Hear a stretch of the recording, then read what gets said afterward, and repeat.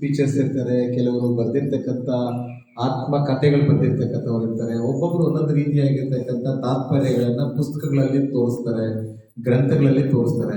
ಇವೆಲ್ಲವೂ ಸಹ ನಮ್ಮ ಮೆದುಳಲ್ಲಿರ್ತಕ್ಕಂಥ ಬಾಗಿಲಿಗೆ ಒಂದೊಂದು ಬಾಗಿಲು ಒಂದೊಂದು ಓಪನ್ ಆದಲ್ಲಿ ನಮ್ಗೆ ಒಂದೊಂದು ರೀತಿಯಾಗಿರ್ತಕ್ಕಂಥ ಜ್ಞಾನ ಸಿಗುತ್ತೆ.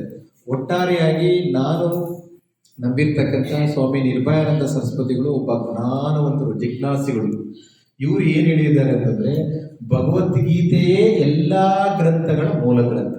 ಎಲ್ಲಾ ಗ್ರಂಥಗಳು ಅಡಗಿರ್ತಕ್ಕಂಥ ಭಗವದ್ಗೀತೆ ಒಂದನ್ನು ತಿಳ್ಕೊಂಡ್ರೆ ಸಾಕು, ಇದರಲ್ಲಿರ್ತಕ್ಕಂಥ ಪ್ರತಿ ಶ್ಲೋಕ ಪ್ರತಿ ಹಂತವೂ ಸಹ ಎಲ್ಲರಿಗೂ ಸಹ ಇದು ರವಾನೆ ಆಗತ್ತೆ ಅಂತ ಹೇಳಿದ್ದಾರೆ. ಅದಕ್ಕಾಗಿ ನನಗೇನನ್ಸುತ್ತಂದ್ರೆ, ರಾಮಾಯಣ ಮಹಾಭಾರತ ಅಂತಕ್ಕಂಥವರು ಇವತ್ತಿನ ದಿನದಲ್ಲಿ, ಅದರಲ್ಲೂ ನಮ್ಮ ಭಾರತದಲ್ಲಿ ವಯಸ್ಸಾಗಿರ್ತಕ್ಕಂಥ ವೃದ್ಧರಿಗೆ ಸೀಮಿತ ಅಂತ ತಪ್ಪು ಕಲ್ಪನೆ ಇದೆ.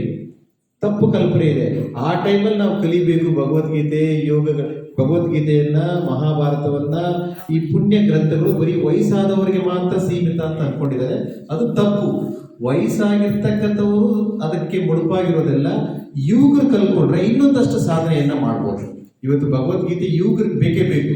ಆ ಯುವಕರು ಯುವಕತನ ಇದ್ದಲ್ಲಿ ಕಲ್ತ್ಕೊಂಡ್ರೆ ಅವರ ಪಂಚೇಂದ್ರಗಳು ಇನ್ನೊಂದಷ್ಟು ಆಕ್ಟಿವಿಟಿ ಆಗುತ್ತೆ, ಇನ್ನೊಂದಷ್ಟು ಸಾಧನೆಯನ್ನ ಮಾಡ್ಬೋದು.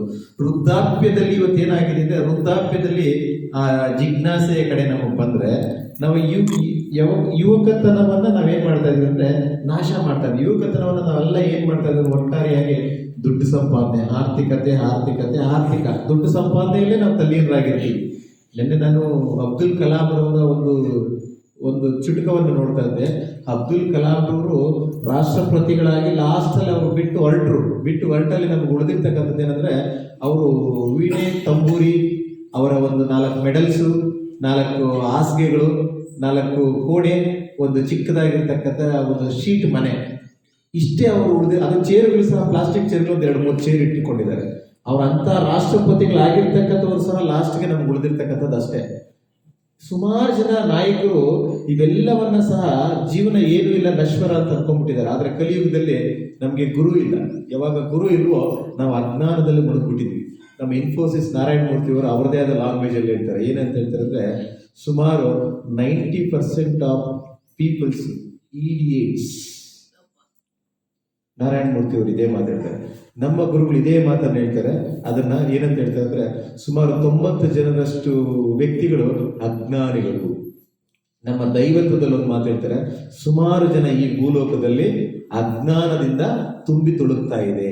ಇವೆಲ್ಲ ಒಂದಕ್ಕೊಂದು ಲಿಂಕ್ ಇದೆ. ಒಟ್ಟಾರೆ ಹೇಳ್ಬೇಕಂದ್ರೆ, ನಾವೆಲ್ಲರೂ ಏನ್ ಮಾಡ್ತಾ ಇದ್ವಿ, ಊಟ ತಿಂತಾ ಇದ್ವಿ, ನಿದ್ದೆ ಮಾಡ್ತಾ ಇದ್ವಿ, ಹಣ ಮಾಡ್ತಾ ಇದ್ವಿ, ಹಣ ಅಂದ್ಕೊಂಡು ದೇಹದ ಕಡೆನೂ ಗಮನ ಕೊಡ್ತಾ ಇಲ್ಲ, ನಮ್ಮ ಬಾಂಧವ್ಯದ ಕಡೆನೂ ಗಮನ ಕೊಡ್ತಾ ಇಲ್ಲ. ನಾವೆಲ್ಲ ಯಾವುದೋ ಲೋಕದಲ್ಲಿ ತಲ್ಲೀನರಾಗಿದ್ವಿ. ಒಟ್ಟಾರೆಯಾಗಿ ನಮಗೆ ಭಗವದ್ಗೀತೆಯ ಪ್ರವಚನೆಯಿಂದ ಎಲ್ಲ ಅಂಶಗಳು ನಮಗೆ ಮನದಟ್ಟಾಗಿದೆ.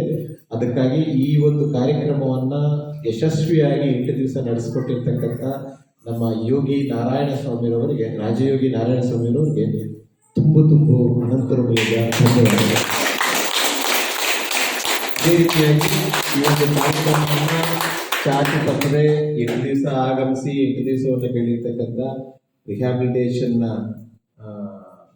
ವ್ಯಕ್ತಿಗಳಿಗೂ ಹಾಗೂ ವೃದ್ಧಾಶ್ರಮದ ವೃದ್ಧರಿಗೂ ಸಹ ತುಂಬು ಹೃದಯದ ಧನ್ಯವಾದಗಳು. ಹಾಗೂ ಈ ಕಾರ್ಯಕ್ರಮಕ್ಕೆ ಸಾಥ್ ಕೊಟ್ಟಿರ್ತಕ್ಕಂಥ, ಪ್ರಸಾದ ವಿನಿಯೋಗ ಮಾಡಿರ್ತಕ್ಕಂಥ 82 ವರ್ಷದ ವೃದ್ಧರಿಗೂ ಸಹ ನಮ್ಮ ಆಶ್ರಮದ ಪರವಾಗಿ ಧನ್ಯವಾದಗಳನ್ನು ಅರ್ಪಿಸ್ತಾ ಇದ್ವಿ. ನಿಮ್ಮೆಲ್ಲರಿಗೂ ಸಹ ಆಗಮಿಸಿರ್ತಕ್ಕಂಥ, ಪರೋಕ್ಷವಾಗಿ ಪ್ರತ್ಯಕ್ಷವಾಗಿ ಸಹಾಯ ಮಾಡಿರ್ತಕ್ಕಂಥ ಎಲ್ರಿಗೂ ಸಹ ಧನ್ಯವಾದಗಳು. ಅದ್ರ ಜೊತೆಗೆ ನಿಮಗೊಂದು ಸ್ಮಾಲ್ ಅನೌನ್ಸ್ಮೆಂಟ್ ಏನಂತಂದ್ರೆ, ಈ ಆಶ್ರಮ ಇರ್ತಕ್ಕಂಥದ್ದು ಒಂದು ನಿಸ್ವಾರ್ಥ ಸೇವೆಗಾಗಿ, ಯಾರೂ ಸಹ ಸ್ವಾರ್ಥಕ್ಕಾಗಿ ಕಟ್ಟಿಲ್ಲ, ಸ್ವಾರ್ಥಕ್ಕಾಗಿ ಮಾಡಿಲ್ಲ. ಇದಿರ್ತಕ್ಕಂಥದ್ದು ನಿಸ್ವಾರ್ಥ ಸೇವೆಗಾಗಿ.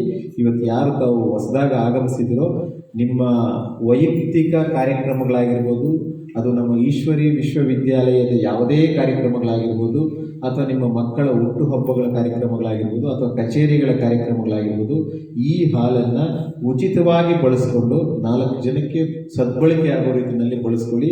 ನಿಮ್ಮ ಈ ಈಶ್ವರಿ ವಿಶ್ವವಿದ್ಯಾಲಯ ಕಾರ್ಯಕ್ರಮಗಳಾಗಿರ್ಬೋದು, ಅಥವಾ ಜನರಿಗೆ ಸ್ಪಂದನೆ ನೀಡತಕ್ಕಂಥ, ಜನರಿಗೆ ಉಪಯೋಗ ಆಗುವಂಥ ಕಾರ್ಯಕ್ರಮಗಳನ್ನು ಯಾವುದನ್ನು ಬೇಕಾದರೂ ಆಚರಣೆ ಮಾಡಿಕೊಳ್ಳಿ.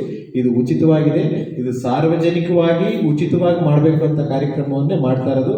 ನೀವೆಲ್ಲರೂ ಸಹ ಇದನ್ನು ಬಳಸ್ಕೊಬೋದು. ನಿಮ್ಮ ಮನೆ, ನಿಮ್ಮ ರಿಲೇಷನ್ಸು, ನಿಮ್ಮ ಬಂಧು ಬಳಗ ಎಲ್ಲರೂ ಸಹ ಇದನ್ನು ಬಳಸ್ಕೊಂಡು 4 ಜನಕ್ಕೆ ಉಪಯೋಗ ಆಗಲಿ ಅಂತ ಹೇಳ್ತಾ ನನ್ನ ಈ ಮಾತನ್ನು ಮುಗಿಸ್ತಾ ಇದ್ದೀನಿ. ಧನ್ಯವಾದ.